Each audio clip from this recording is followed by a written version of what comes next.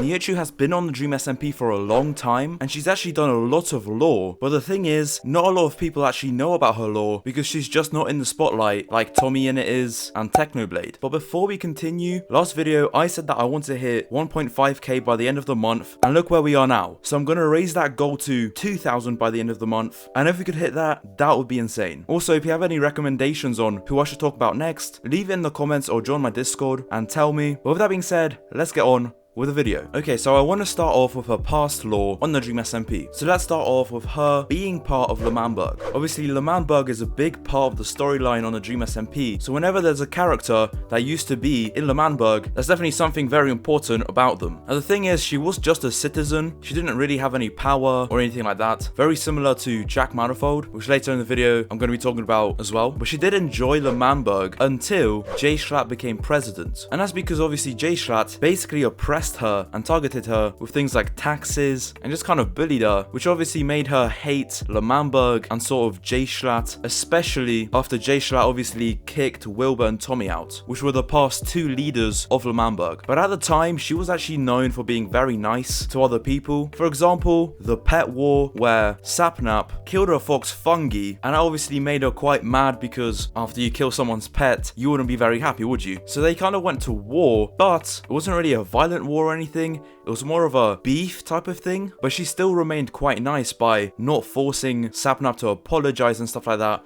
because she understood that he knows what he did wrong and she wanted him to apologize to her. But this nice character quickly changed during the Doomsday event when she helped to destroy L'Manberg. Now originally, while she didn't want to defend L'Manberg, she kind of had to because she was on the side of tommyinnit and sort of against Dream, but during the war, she turned on them and burned down the L'Man tree. And that was the beginning of her villain arc. Which brings me on very nicely to the next section of the video, which is her current canon lore. So obviously, she's more of a villain than a good guy these days, and she showed this by joining the syndicate. Technoblade in the past told her about anarchy and the concept of anti-government, and because she kind of agreed with the anti-government thing, she wanted to join the syndicate, and that's what she did. And she also obviously hated Tommy, which is another part of the villain arc, especially as she later partnered with Jack Manifold to try and nuke tommyinnit, which I will talk about later in the video in more detail. She also made an underground city in which she currently lives in to kind of stay away from everyone else on the SMP so that she doesn't have to get into conflict and she doesn't have to worry about other people betraying her like they did in the past. And because of this base, she's basically going mad. Like some of the things that she has to do in the underground city isn't very normal and just makes her seem very strange,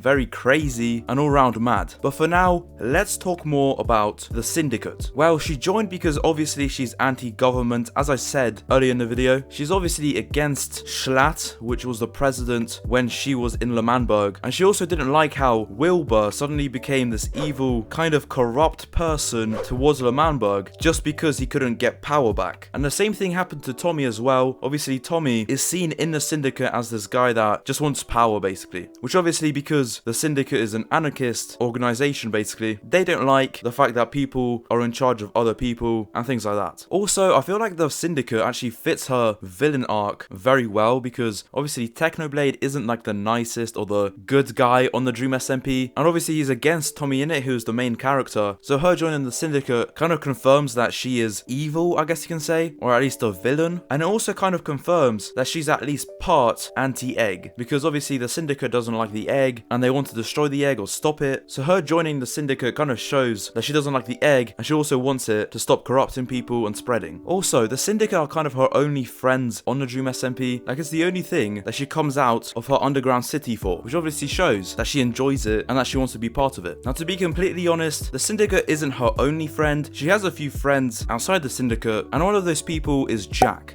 Manifold, the person who I actually made my last video on, which after this video you can check out. But I think the reason why they're friends, or like good friends, is because they kind of both feel left out or powerless or kind of irrelevant to the storyline, and that's obviously because they were only citizens in L'Manberg. Like, they didn't have any power, they didn't have any way of controlling what's happening in L'Manberg, and they kind of just had to suffer under the government. So now together they kind of feel mad about that, and they both hate Tommy kind of for the same reason, which is why they tried to nuke Tommy. Now the thing is, Jack is obviously part of Snowchester, who have nukes nukes, which Jack Manifold obviously used to try to kill Tommy. Now the thing is, they obviously failed, and they weren't very happy about that, but they said to each other that they're not going to give up, and they're still going to try to kill Tommy, even though they failed with an entire nuke. Also, Jack being in Snowchester could also be something bad for their relationship, because Niki is part of the syndicate, which kind of is cautious of Snowchester. They don't really hate the Snowchester or are going to war against them, but obviously because they have nukes, the syndicate, who wants to prevent conflict and stuff like that, are obviously going to keep their eyes on Snowchester. And Niki and Jack kind of joke about them being a bit like the Team Rocket of the Dream SMP, because they're obviously the two villains, they work together for the same intention. And yeah, I just think that that is probably the easiest way to think of their relationship. Okay, so I promised I'm going to talk about the underground city in more detail, so let's do that now. So the reason why Nihachu built this underground city was to stay away from other people and stay away from conflict. And the thing is, she's taken it to such a high extreme that she's making her underground city seem like it's outside just so she doesn't have to go outside. And obviously this shows about her character that she just simply doesn't want to go outside. She just wants to be like locked in a little underground city and just away from everyone else. Now one thing that I found very weird is that she actually has to lock herself up before she goes to sleep, which is obviously very strange because normally people don't have to do that. But the reason why she has to do that is because she apparently sleepwalks and she doesn't want to do anything bad and she wouldn't even have any control over it. So that's why she actually has to lock herself up in kind of like a jail cell in her base, which later I'm going to be talking about why that is super interesting. Another thing that she has in her little underground city is a beacon that's actually made from one of the wither stars from the Doomsday event. Now to be honest, this could just be a coincidence. I mean, they don't have like a wither farm or anything, so I guess she just wanted to use the nether star because she just had access to one, and that's why. But canonically, I do think that there's a deeper meaning behind the beacon. Maybe it's a symbol that she doesn't regret L'Manberg being destroyed, and she maybe just wants to remember that she helped destroying L'Manberg. Okay, so I talked about the syndicate, I talked about her relationship with Jack, I talked about the underground city, so now let's talk about her relationship with other characters. So let's start off with Dream, and this one is kind of weird, because obviously Dream was the person who destroyed L'Manberg on a Doomsday War, and obviously at the beginning of that war, Nihachu was kind of against destroying L'Manberg, but it was during the war that she decided to help to destroy it. So I guess during the war, her relationship with Dream was probably quite neutral. Like she hated him at first, but then switched to his side. So I guess by the end of the war, she would have been quite neutral with Dream. Also, because she doesn't like Tommy, anyone who doesn't like Tommy is probably in her good books. For example, Dream. So let's talk about Ghostbur now. So not specifically Wilbur, but Ghostbur. Obviously, because Wilbur was a good friend of Nihachu before he died, she was obviously quite sad that he died. So when Fundy told her about Ghostbur, she just didn't believe it, and she just thought that it's Fundy's imagination, since obviously Fundy is canonically Wilbur's son. Now she has had one interaction with Ghostbur before, but that was just her seeing him in the ghost form, but then just not believing that it's real and thinking that's a hallucination, and then she just left. So I guess it's kind of neutral, since she doesn't really know if he exists or not. Next, Jschlatt, and as I said before, she definitely hated him for oppressing her when he was president and taxing her, and then obviously ruining L'Manberg, changing it to Manberg, and then obviously kicking out Wilbur. She was not a big fan of Jschlatt, so that relationship is definitely the most negative it can be, and that's definitely not the case with Technoblade. Obviously, as I said before, Technoblade invited her to the syndicate, and obviously Technoblade was also destroying L'Manberg on a Doomsday War, and soon after the Doomsday War, Nihachu and Technoblade, while they didn't become close friends or anything, they definitely became neutral with each other, and now that she's joined the syndicate, they're definitely very positive. And that's also because they both agree on the fact that government is bad and that anarchy is the only good way to go. And I also just wanted to talk about the egg. Now, I know it's not like a person, but I guess in theory, it is a character and a big part of the Dream SMP lore, so we should probably talk about Nihachu's relationship with the egg. And this one is quite interesting. Normally, with the people in the syndicate, you would think that she would hate the egg, but that is not the case. While she doesn't like the egg, and she's not like part of the Eggpire, she's not really against the egg. And the thing is, as Bad Boy Halo said many times before, you're either against the egg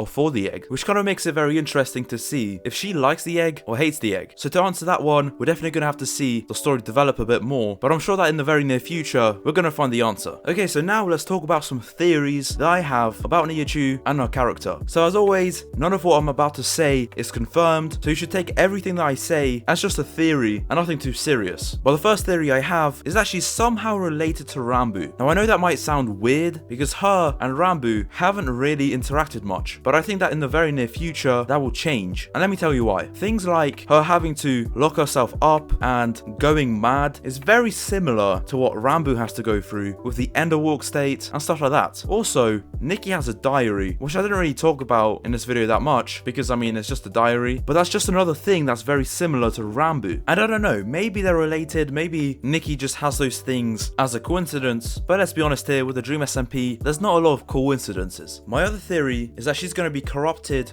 by the egg, and as I said earlier in the video, that's kind of just because she's not against it, and obviously because the Eggpire doesn't really have many people in it, they're going to have to find some other people to join. So I think Niki could be one of those people, especially as she's part of the syndicate, and then the Eggpire can have some inside information of the syndicate. And the last theory is that she will help Dream to escape. Now you might be wondering, why would she help him escape? Well, the answer is actually quite simple. To revive Wilbur. She will probably just want him to get out and just revive Wilbur just like that. I don't know, maybe it's a random theory, but I think it would kind of make sense, and I want to know your opinion on it. Okay, so what will happen next? I think that one thing that's inevitable is that there's going to be another attempt to kill Tommy with Jack Manifold. Obviously, Jack Manifold still wants Tommy dead. Same thing with Nihachu, and now that he's revived, they can do that. The next thing is that the syndicate and the egg will have confrontations with each other, and Nihachu will have to choose between the egg or the syndicate, which again, there is a chance of her choosing the egg. So what do you think? Leave your theories in the comments, and also make sure that you're subscribed because I make Dream SMP content all the time, and click on the video on screen right now to learn more about Jack Manifold's lore, as that's very important when it comes to Niki's lore. With that being said, hope you enjoyed, and I'll see you guys later.